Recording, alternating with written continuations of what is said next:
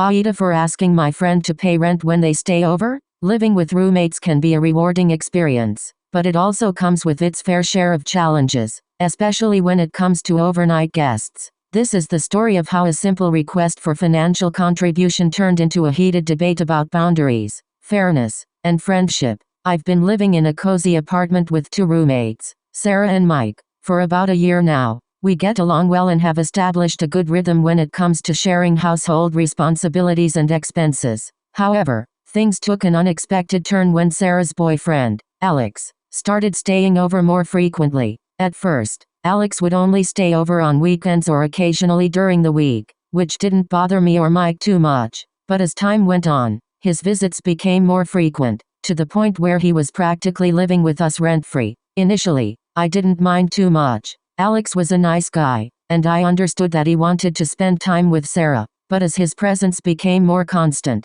I started to feel like it was unfair for him to enjoy the comforts of our apartment without contributing financially. One day, after Alex had been staying over for almost a week straight, I decided to broach the subject with Sarah. I approached her gently, explaining that while I didn't mind Alex staying over occasionally, I felt like it was unfair for him to be here so often without chipping in for rent or utilities. To my surprise, Sarah didn't take my request well. She seemed offended and accused me of being selfish and petty. She argued that Alex was just visiting and wasn't using any more resources than he would at his own place. She also pointed out that Mike never complained about her boyfriend staying over, so why was I making such a big deal out of it? Feeling frustrated and misunderstood, I tried to explain that it wasn't about the resources Alex was using but rather the principle of fairness. I emphasized that we had all agreed to split expenses evenly when we moved in together, and Alex staying over so frequently was disrupting that balance. But Sarah wouldn't budge.